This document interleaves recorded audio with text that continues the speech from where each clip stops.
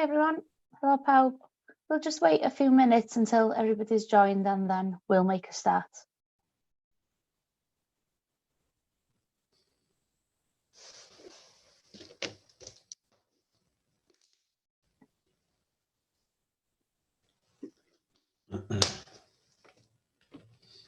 Numbers are still going up, so.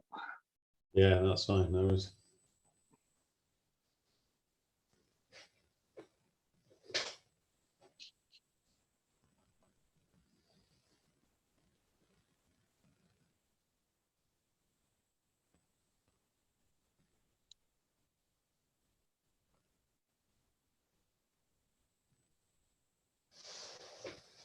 Right then, I'll start the brief introduction and then I'll hand over to you, and then hopefully everybody will have joined us by then. Therefore, hello pawb, hello everyone, and a warm welcome to you tonight to Menter Moch Cymru webinar on part 1, Managing Your Margins. We're delighted to have Richard Hooper, Livestock Manager, Unit Manager at Hap Radhams with us tonight. Thank you very much, Richard, for once again hosting a webinar for Menter Moch Cymru. Yeah, we are very glad to have you join us once again. Therefore, if you have any questions throughout the webinar, you're welcome to post these on the Q&A function at the bottom of your screen. We'll try our very best to come around to answer all these at the end, and then we'll have a brief Q&A session at the end. Therefore, Richard, I'll hand over to you. Right, thank you very much. Good evening, everybody. A lot of you have already seen me before, I'm sure, speaking to you in the past. I've got the really unenviable job of trying to explain, in my opinion, how we can maintain our margin and we can reduce our cost of production. Sadly, I don't have a magic wand, and I'm not going to save your businesses with what I present, but hopefully I will give some ideas and some pathways that you can follow to hopefully, you know, stay in business. I can't give you another 50 pence a kilo on your pigs, or halve your feed costs overnight, I'm afraid. So if we, that's it. So why are we looking to reduce cost of production? Here's a graph that goes back to 2016 that really just emphasizes, you know, it's got the all pigs price there, the blue line, that, you know, all of late 2020 and all of 2021, the average producer has been losing money on selling pigs in a commercial environment to a large abattoir. And what we can really instantly see from that is that historically, the feed cost has made up probably 60% of those costs. And in 2021, it's up to about 70%, and that's increasing. If you put on the Q1 of 2022, that's gone up again. You can also see that the other costs, the fixed costs, really haven't altered a lot in the last 5 years. So we're doing quite a good job as an industry in terms of maintaining those costs. I expect, again, though, if you looked at the first quarter of 2022, there would be rises in some of the buildings maintenance and finance, just due to the inflation that we've got on everything we seem to buy at the moment. So what I'm going to focus on today is the 70%, is the bit that is influencing our cost of production the greatest.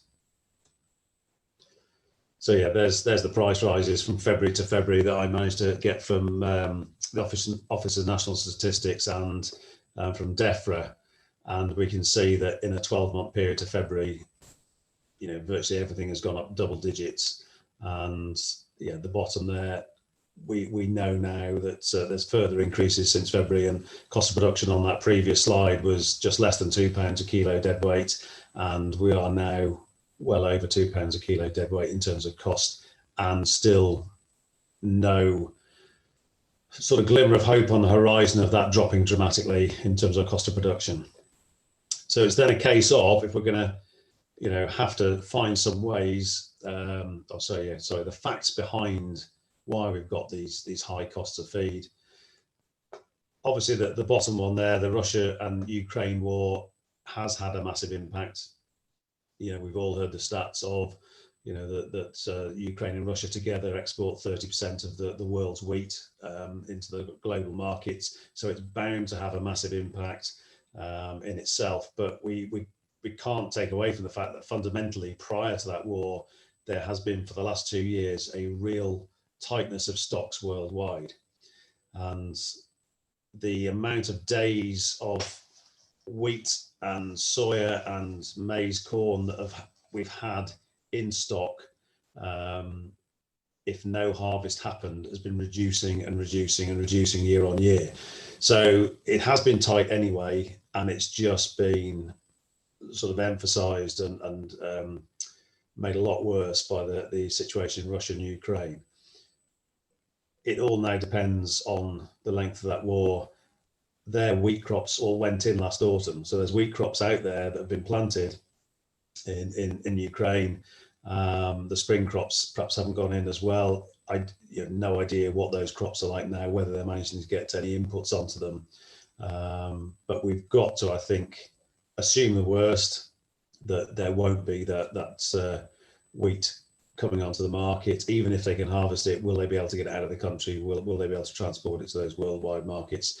I think we've got to assume the worst and hope for a better situation. But in reality, even if they can, there will still be global tightness of stocks. So the prediction isn't for the end of 2022 or even into 2023 that prices will crash. They may come back slightly, but they certainly won't crash to the levels that we saw 4 or 5 years ago. So let's take a look on, what it is that we're trying to achieve with a pig. I would like to think everybody's watching this. The reason that they keep pigs is that it's a business. It's to make money out of it. So how do we do that with a pig? We all know to get a pig to grow, we've got to get energy and protein into it. And historically, we've used a lot of waste products that go into that feeding mix. Certainly prior to foot and mouth, there was a lot of food waste going into feed, cheap products, but that doesn't happen anymore. Now we just have basically 3 ways to feed a pig. We either buy compound feed, we either mix our own feed at home, made from homegrown raw materials, bought in raw materials, or we wet feed. So the main ingredients being wheat, barley, and soya, plus byproducts. And that wet feeding, again, is a byproduct. If you live near a cheese factory, you can get whey or biscuit meal or whatever you can get. Historically, again, they've had a low value, and they've been a cheap option for home mixers and wet feeders. But the problem is with things like anaerobic digesters, where they need energy products to go into the anaerobic digester, and the cost structure of that in terms of it creating energy allows them to outbid a pig farmer in terms of using those co-products. So now a lot of the byproducts have got a lot more expensive, and there's certainly a lot of cases, talking to a nutritionist recently, of people that wet fed that are really only now wet feeding a mix of wheat, barley, soya with odd bits of co-product in the same way that you get in your compound feed. So it's essentially a compound feed being wet fed. So there isn't that opportunity to feed as cheaply as we have done in the past. This is the point I was trying to sort of say prior to the meeting to Alan, is that there are so many factors that are just out of our control. We cannot dictate the world wheat price. We can't influence that at all. We've got to work with it. So then we've got to look at what we can control. What can we do? Joining a buying cooperative and forward buying at the moment, it's a difficult one. Where do you go with it? But my experience came from basically in 2007, where historically I just bought compound feed, and I bought it either for a 6-month price or a 12-month price. And in 2007, I got it 100% right. I bought 12 months of feed forward in May. And as soon as I bought that feed, the prices just started going up and up and up. So for the next 12 months, you know, I was buying feed at well under the value on the spot price. And this resulted that year in £150,000 saving on our feed bill compared with if we just bought spot throughout that year. And whilst that was great, you know, it was a really, really good thing for Harper. It highlighted the deficiencies with the system we'd got, that had I done it the opposite way and bought in May and the price had just then tumbled for the next 12 months, we could have easily been £150,000 out the other way. So I looked as a relatively small producer on what I could do in terms of buying forward. And again, as a small producer, I can't buy, or I don't need 27-ton loads of soya. I only use 9 or 10 tons a month. And if you're smaller, again, you only use a few tons a month. So how can you get that bought competitively? How can you get that into a buying book? And the way I did it was through our marketing cooperative. I sort of went to them and said, look, is there anything we can do? They were marketing pigs at the time, they had nothing to do with feed. But we worked on a deal with AB Agri so that they would run a buying book for interested members of that cooperative to buy the raw materials. And then we would pay them a fee to compound those materials and mix them, pellet them, or meal them, whatever you wanted, and deliver them. And we came up with a plan to do that, and we got a price structure for the delivery based on diesel prices, etc., etc. But what it then allowed me to do, I could then go and buy wheat or soya forward for up to 2 years. You know, I've got wheat and soya on our books through till well into 2023. Now, that's the difficult bit, is knowing when to buy. I let AB Agri run it as much as they've got the experts in the raw materials department there. You know, I take advice from them. But if I genuinely feel at the moment now is the time to buy wheat forward for 2020, September 2023, please buy me 40 tons of wheat. You know, they will do that at whatever the price is prevailing at the moment. Now, the policy that I work on is that we buy a percentage getting on to a third, 12 months plus forward. I then buy a third with sort of up to 12 months forward, and then we buy roughly a third on a spot price. Now, the reason I do that is that my theory is that we shouldn't be buying at the top of the market, and we shouldn't be buying at the bottom of the market, and it will average out. And I should have put a graph up here actually to show our buying performance against the traded range of each raw material. Now, I judge it that I've won and I've done a good job if the price I buy over a period of time is within the lower 50%, bottom 50% of that traded range. You never get it 100% right, but as long as I am more in the bottom 50% of the traded range, as far as I'm concerned, I beat the market. And that is what we have done competitively for the last, I think it was, since 2008, we got it going. So it's been going for quite a few years. It works for us. Like I say, we never get the bottom of the market, but it averages out quite well. The difficulty at the moment is we are in uncharted territory. We've never seen the double-digit price rises in a 12-month period, let alone in several month periods, is what we're seeing now. So it's still, do we carry on with the model that I've always done? And I think I will, because again, if it crashes in 2 years' time and we're down to £150 a tonne, I will have some bought at £300 a tonne, but I will also have some bought at £150 a tonne, so it will average out. So that to me is a way of mitigating some of that risk. The smaller you are, the more difficult that is trying to find a cooperative that will do that for you will be more difficult. The next thing that is the first thing that perhaps comes to your mind is, well, let's try and feed these pigs a lower cost diet. But in reality, if you lower the cost, you lower the nutrient density, you actually then get poorer performance. And you can try to do it if you're running with a lot of overweight pigs, and you're struggling to get into the abattoir, then maybe that's, you want the performance to drop because you don't want those pigs to be overweight before you can clear the backlog. But you could easily end up putting a lower cost ration in per tonne that gets a poorer FCR, and you end up costing you more per kilo live weight gain. So it's a difficult one. You really do need to take the advice of a professional nutritionist on this. And again, they'll be the ones to advise you on what other raw materials you can put in that diet. And there's certainly in the last 12 months, some of these sort of less commercial sort of cereals like rye, that a lot of people are growing rye in the east of the country. There's a lot of black grass because it's such a rapidly growing crop. It smothers out the black grass.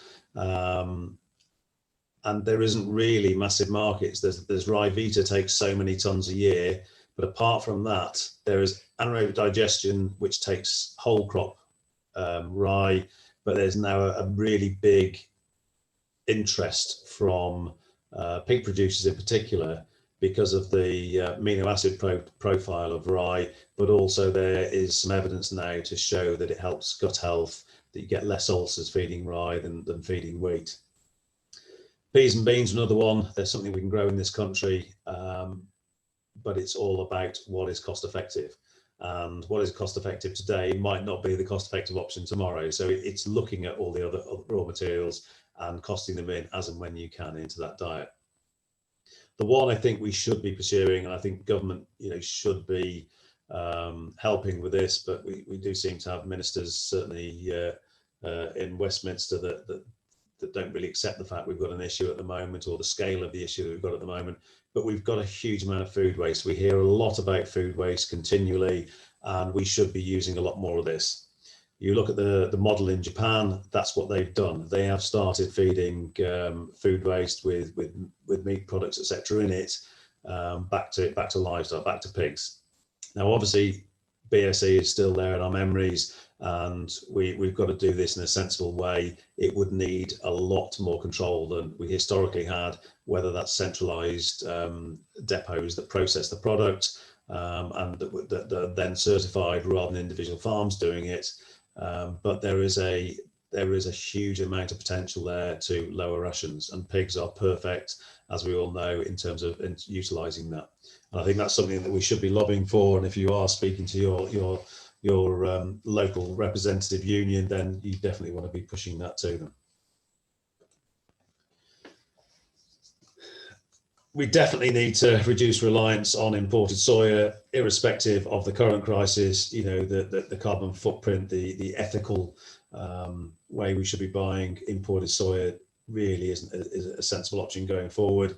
But can we grow lupins successfully? It's a bit of a hit and miss crop. Beans and peas, we know they're useful in rations, but the problem is particularly at the moment, is you're going to use whatever the cheapest combination is, and soya has such a good profile of amino acids that beans and peas don't have, that you would then have to supplement with synthetic amino acids, which again, most of those are made in China, and they have rocketed since COVID started. So it is a case of you've got to work out what the cheapest combination is that you can feed your pigs. Obviously, if you're growing it yourself, your cost should be less than buying it in. But in reality, this year, unless you bought everything forward really, really well in terms of your fertilizers and your sprays, your growing cost for this season's crop is going to be quite expensive anyway. So then, if we accept the fact we're going to try and buy that feed as well as we possibly can and reduce the price where possible, we're going to try and use raw ingredients that are potentially different or cheaper. We've then got to really look at this, which will make a massive difference to the cost of producing a pig. So this is some data again that I've pulled on feed efficiency and what affects that feed conversion. We all know historically feed conversion ratio is what makes you money. Everyone gets obsessed with the number of pigs they wean. It has an influence, it has an impact. If you wean more pigs per sow, she's more efficient. But in reality, where you make your biggest gains are the conversion of that feed into protein, into meat on that pig. Now, currently with feed prices where they are, 0.1 of a difference makes £3.50 per pig difference. And you can see here, if you waste feed and you can get 0.5 difference, that's £17.50 a pig. If you look at all those things there and you just take some of those and say, well, that, yeah, I'm not getting this 100% right, that'll add 0.1, that'll add 0.1, that'll add 0.05. If you get to the level where, you know, you are adding 0.5 to your FCR, it is serious money. It has a serious impact. You know, you don't have to be of a big scale and multiply that up over every pig to make great savings. So it's then, well, yeah, we can see that. So how do we affect that? How do we change that? So one of the things that, again, your feed efficiency is the quality of your feed, the diet specification, it's making sure when we're feeding animals efficiently, we're feeding the right diet at the right time.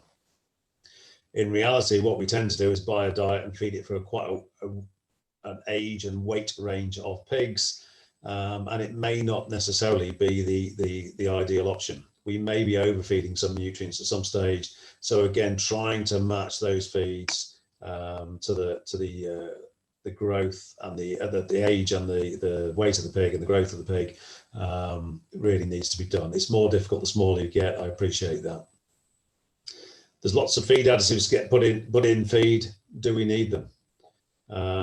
In-feed medicines. Some people have used these as a crutch for years. They say they can't live without antibiotics in their feed. They can't live without zinc oxide in their feed, in weaner rations, etc. But have they actually taken them out? Have they tried doing things differently? And you know, I think it's one of those that you need to do, and you need to see trial different ways, different additives that work on your unit. Again, the bigger you are, the easier that is to do than with a smaller unit. You know, it's looking at things like premixes and do we need as much in the latter stages of a pig's life? Do we need as much minerals and vitamins in that feed? Probably not. You know, it's not going to keel over and die. It's not going to knock its immune system out for the final month before it goes to slaughter. So it's only small gains, but it is a gain. And again, starter feeds, you know, they're very highly priced. Do we feed a high spec? Can we get away with feeding a lower spec? Will they perform as well? But that will be down to your individual unit. That'll be down to you doing those on-farm studies to see whether it works for you. And some things may not work, so could be a bit hit and miss. So coming back to the feed wastage, because that was one that had a really big impact. You know, 1% feed wastage at the moment is 80 odd pence per pig. So you don't have to lose much out of a kilo of food. 1% out of a kilo of food is easy to see, like that trough there, to lose. You start losing more than 1%, you know, it's costing you a lot per pig. So we've got to minimize that waste. We've got to have suitable feeders for the type of feed. You know, that's a meal fed pig. It's probably better with a wet dry feeder where it's making it into a soup to eat it, rather than where it's dry there and they're just trying to root through it and throwing a lot of it out of the feeder. Also the feed spaces, that indicates to me that it's too wide a feed space, because they can swing their head and flick that feed out. If it's a tighter feed space, they can't swing their head and flick the feed out. The other thing that can be a big saving is withdrawing feed prior to slaughter. Again, it can be quite difficult when you're taking the first draw and have a pen of pigs, but if you can put those pigs that you are going to take to slaughter, take them out of a pen a day before and withdraw that feed.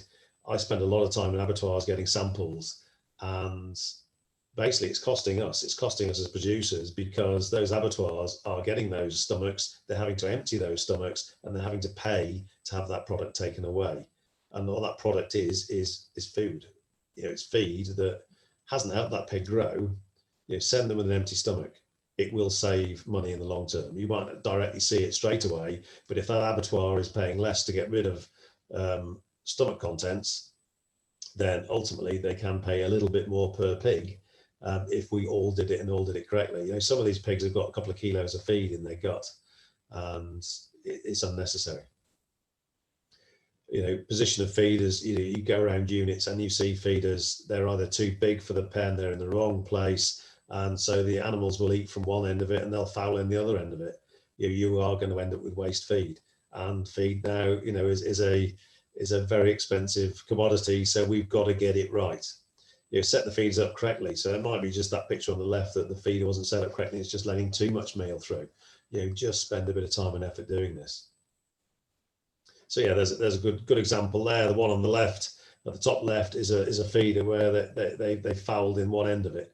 That isn't just going to be wasting those two feed spaces, that's going to soak through to the other feed spaces where they're feeding from and back up into the trough. Seagulls, if you've got outdoor animals, we've all seen birds coming down the feed, and I'll give you some figures for that on the next slide. The positioning of the troughs, those troughs on that top, they're in totally the wrong place.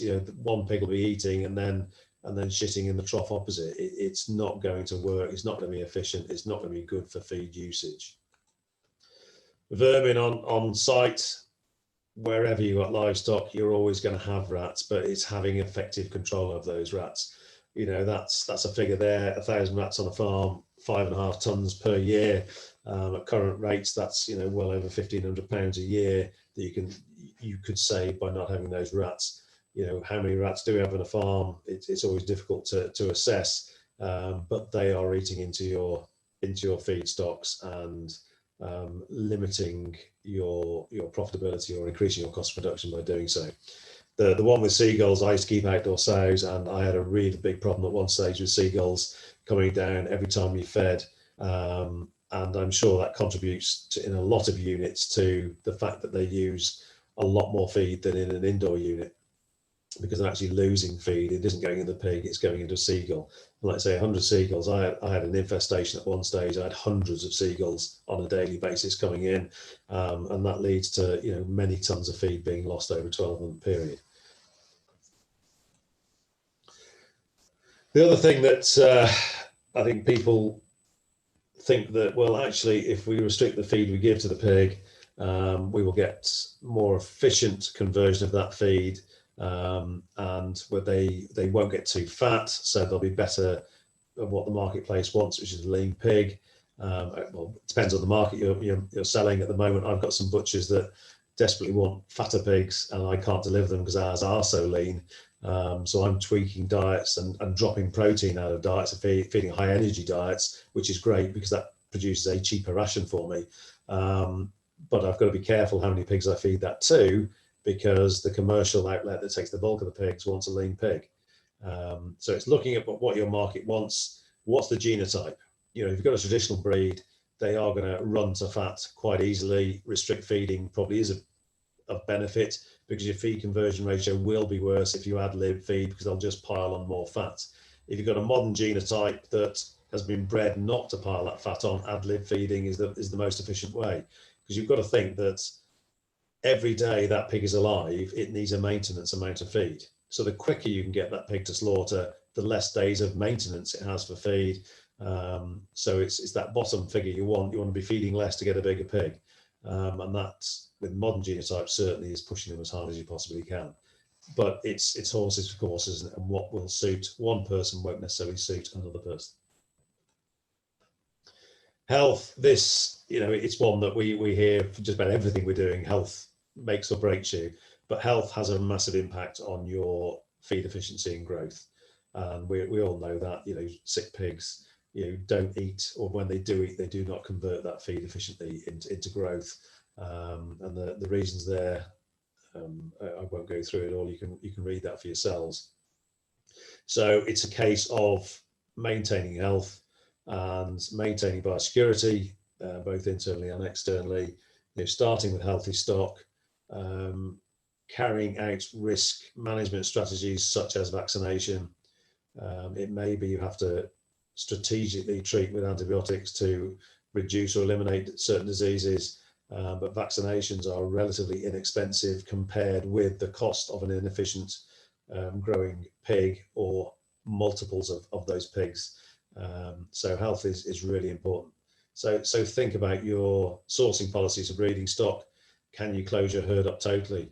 Do you really want to be bringing in stock of unknown health status that, on the face of it, Farmer Joe up the road says, no, this is a perfectly healthy boar that I'm going to sell you. Yes, on the face of it, in his system, with his underlying issues, it doesn't show any problems. But if that comes onto your unit that has a different health status, your animal's, again, perfectly healthy, but he's naive to that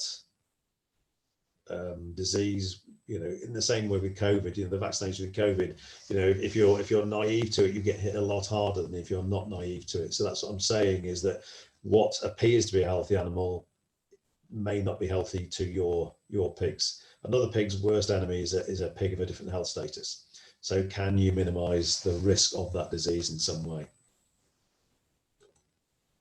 So again, the biosecurity, we talk about it a lot in pig production, and it's being effective. And this here, we're talking about external biosecurity. We're talking about not bringing anything on the unit that may cause an issue to our pigs. So bacteria, virus, bird proofing, perimeter fencing, feed silos that are accessed off the perimeter without lorries coming onto the unit.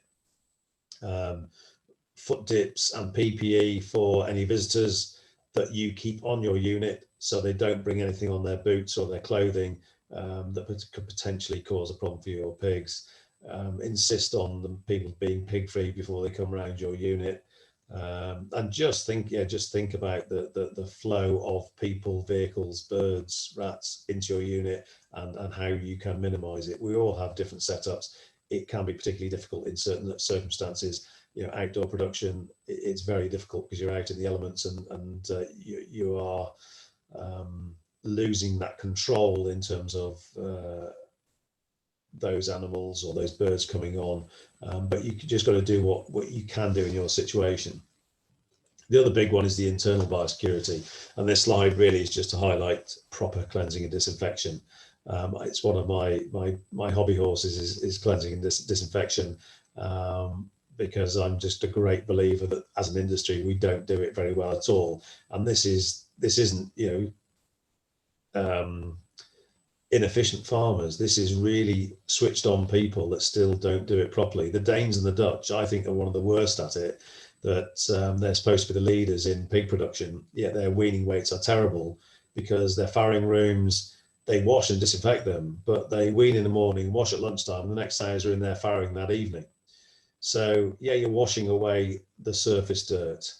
You are disinfecting a wet surface. So you are diluting that disinfectant straight away. That disinfectant is running down that wet surface and through the slat or into the drain.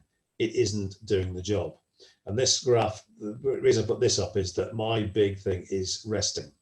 It's resting a room, it's drying a room, and this highlights. So the graph on the left is where you just pressure wash. And this is basically coliforms per square, per cubic centimetre where we've swabbed. And there's a huge amount of coliform bacteria where you've just pressure washed. The second one is where you use a degreaser and pressure wash, so use a detergent. My analogy for this one is you wouldn't wash your plates at home without using a bit of fairy liquid. You can get a clean looking plate, but it'll still have that biofilm, that grease on it. So use a degreaser. That is effective in reducing the bacterial load. But if you just degrease and pressure wash and disinfect and then dry, it lowers it almost to zero. And this is the bit that we don't do because people are obsessed about getting maximum throughput through particularly places like farrowing rooms, because they say it's an expensive room to build. In our instance, I've done the calculations, and the extra benefit we get in the numbers of pigs we rear, the quality of the pigs we rear in terms of the weight, and the fact we don't use any medicine, we don't have any coccidiosis, we don't have any scours in the farrowing room. I've modelled that to be about a 2-year payback on the cost of the building, or the cost of the extra housing needed to rest for a week between batches. And that to me is a fantastic investment. But I still feel like I'm banging my head against a brick wall with people because they just don't accept it. But it's real. The figures are there to show you that it's real. So get your biosecurity, internal biosecurity right. So stop that recycling of bacteria within your unit. It's got to be a good thing. So I want really to sort of this be more open. You come back to me with questions. So I'll conclude on that. in conclusion, like I said before, there are many factors that are out of our control, and we've got to concentrate on what's in our control and do what we possibly can. And it's essentially it's attention to detail in every area of production, including, like I said, the selection of the right genetics, proper diet formulation, management of building environments, and controlling disease. And whilst the improvements won't be massive, they will be incremental, but it's those incremental gains that, when you put them together, that will deliver a lower cost of production. And we can't mitigate everything, but we can help ourselves a lot more than currently that we perhaps do. So I will leave it there, and I will open the floor up to questions, if that's okay. Great, thank you very much, Richard. Brilliant presentation and very useful tips for for producers. Therefore, thank you very much. Briefly, before we move on to question and answer, I would like just to go over a few things Maint Moch Cymru has available. Regarding, as you mentioned, herd health, we have 100% funded up to 400 herd health plans, where you can have your vet over to plan this herd health for you. Therefore, you're welcome to give us a call or email us so we can arrange that for you. We also have part 2 of maintaining your margins on the 26th of May at 7 o'clock again. All the information and the registration form is on the website if you'd like to register and receive the link to join this. Therefore, that's all from myself. I'll just see if there's any questions come in. Kyle, great talk. Thank you, Richard. Can you ever feed a milking piglet too much creep?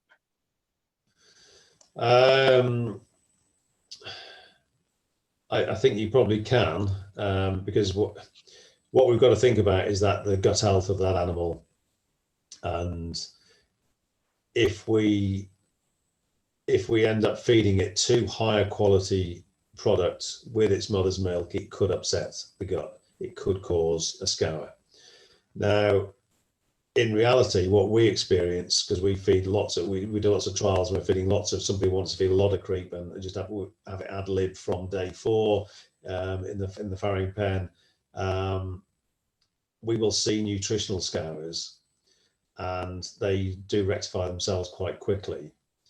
The problem is if you've got other health issues, and those nutritional scours then end up being a bacterial scour because the gut microbiome has been affected, and those other more harmful bacteria take over the gut and cause a gut upset and cause a scour. So there is a risk there, but it's also a vital tool. We feed supplementary milk as well in our farrowing pens, because our average, we're farrowing this week, and I think at the moment there's 17.5 pigs on each litter at day. Okay, we're 24 hours in, but it's a number of pigs that I wouldn't have even imagined a few years ago. And whilst we are trying to breed animals with more teats, we do a teat count every time we farrow now on sows.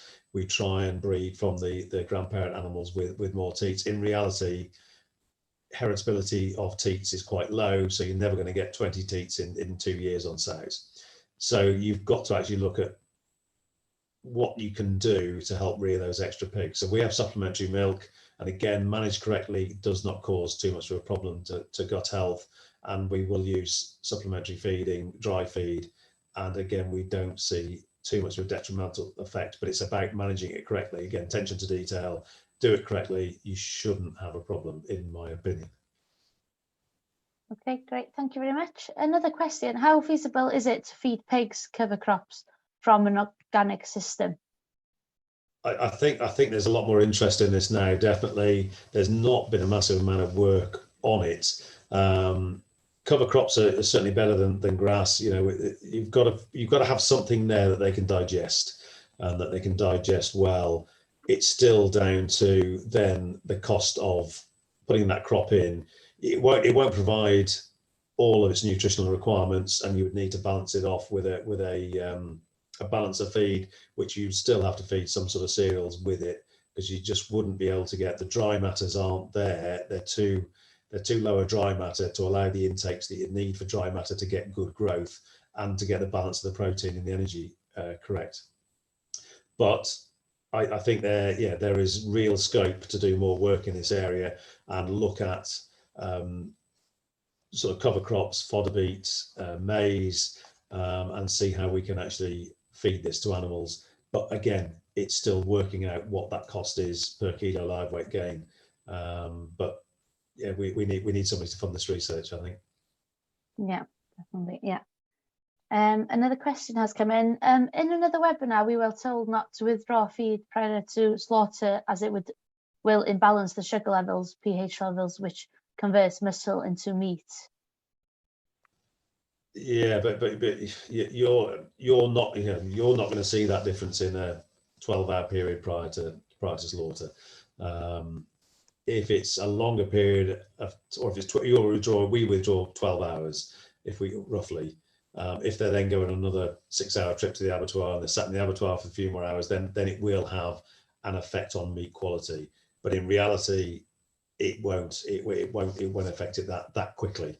Again, from the science I've seen on it, you won't get increased strip loss, you won't get poorer meat quality, you won't get the PSE issues, which stress is a bigger problem, and arguably taking that feed away is causing some stress, but it depends again on your system. If you've got a straw-based system, they'll still have gut fill from the straw. They just won't be getting the nutritional value to add the growth.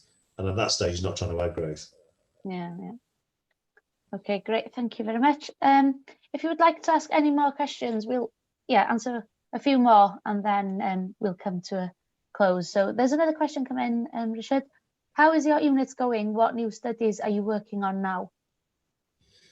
I mean, in terms of productivity, we're probably doing as well as we ever have done, which in some respects is great, because we've got more pigs for our overhead cost, but in reality we are struggling housing all the pigs that we produce now. We went through a stage we did cut our sow numbers back by 15% because we hadn't got the space to accommodate the progeny. We've since pushed the numbers back up, and we're back up to full numbers. We're using an off-site unit to rear those animals in anticipation of an increase in price for these pigs that we will be coming through in the sort of early summer, because I'm convinced there will be an imbalance in terms of supply and demand, and we're not the only country that's experienced the issue, so that the cheap imports won't be cheap imports. If you look at the price at the moment, I think in Spain and in France, they're ahead of our price. Now, we don't see that. So I think we're in for a good time in that respect. In terms of the research, we're doing a lot of work at the moment on gut microbiome, gut health. We've got a researcher here that he did his PhD in that area. So it's all about different additives in feed that will help gut health and then help efficient use of feed. And we're getting some great results with different enzymes, with different sort of galacto-oligosaccharides, so sugar type products in feed. Again, on the face of it, don't look like there's a massive difference, but when you look at the performance data over a period of time and through till slaughter, if it can knock 5 days off that slaughter time, it's cost effective to put that additive in.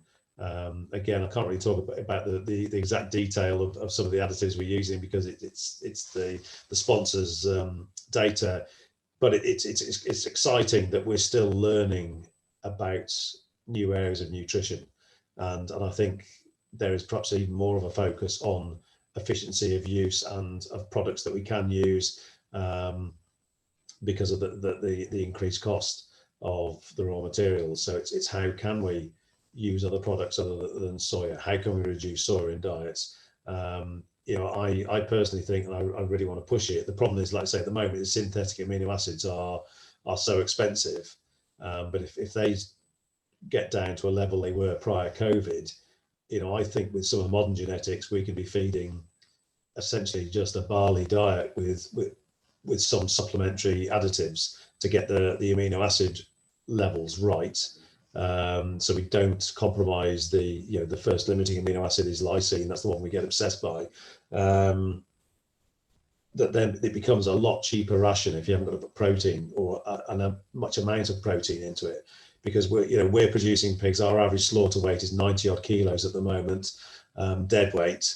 So we're up to 125, 130 kilos live weight, and our back fat is around about 10.1 mils. So these are really lean animals. So I don't mind them getting a bit fatter by feeding a higher energy diet, providing we've got a market there for them. Other things we're looking at, there's certainly a lot more interest now in reducing emissions.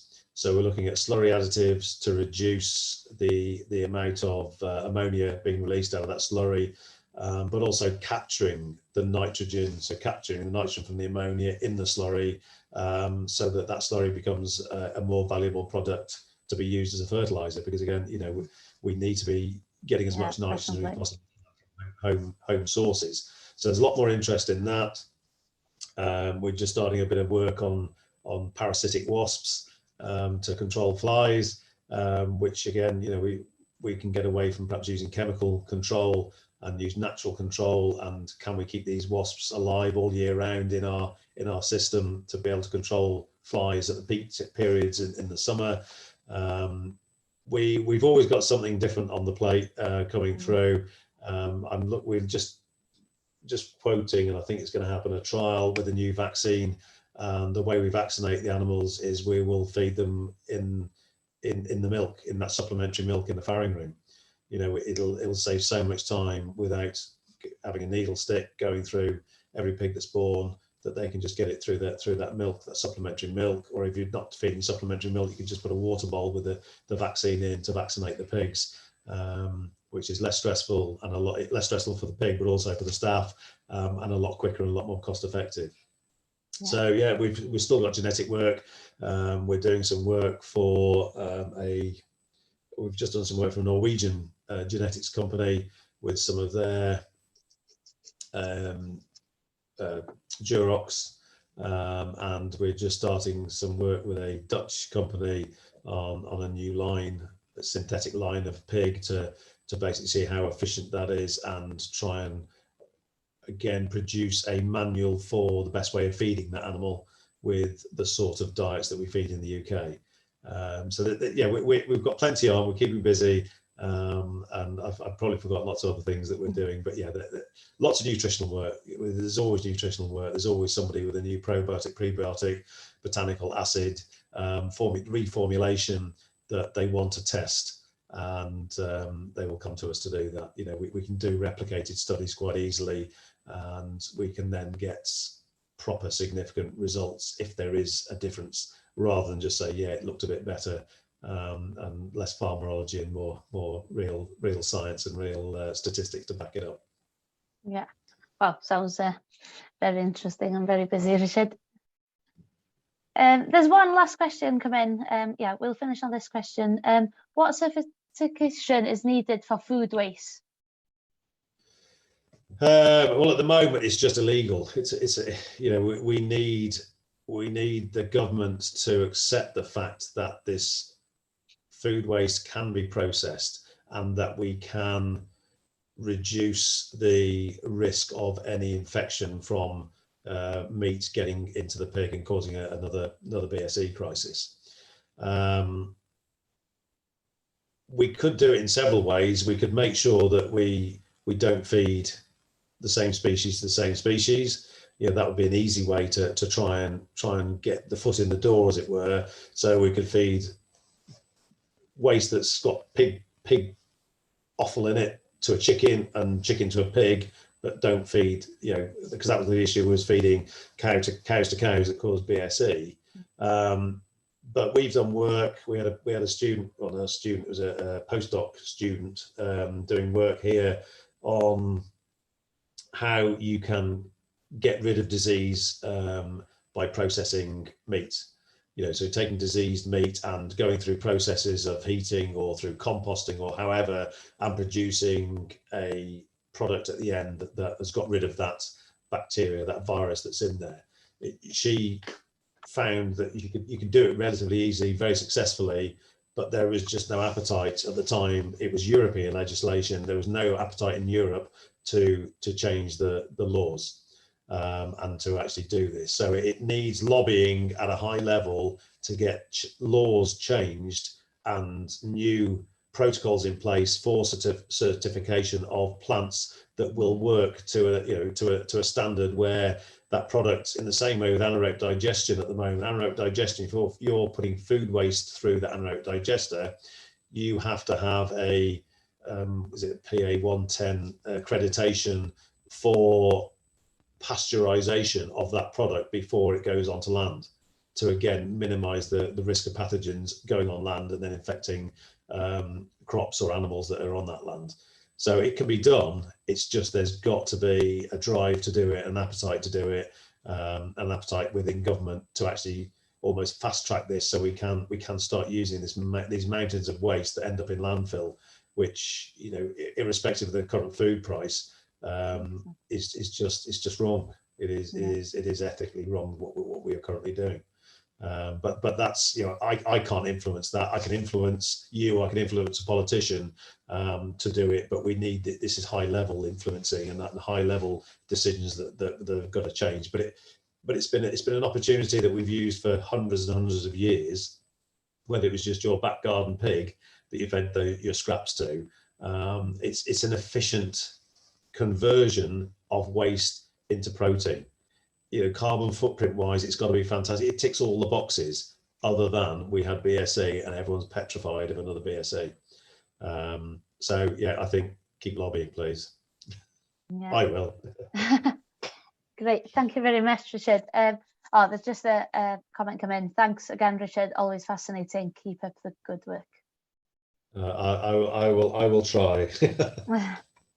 I hope it's interesting. I hope you enjoy it. Definitely, Richard. Thank you very much. You know, no, it's been great. Very useful. So yeah, thank you very much, Richard, for once again a brilliant webinar, and for joining us for hosting this webinar. Yeah, it's been brilliant. Thank you all for joining us tonight. I'll put the evaluation form in the chat if you have a minute today or tomorrow. That would be great for future events, so that we know what we can arrange, and if we can make anything different, that would be great. Be very grateful if everybody could spend a minute or two just to type it, to fill in that. So I think from there, I think all questions have been answered. And yeah, so come to a close there. Thank you very much, everybody. And thank you very much once again, Richard.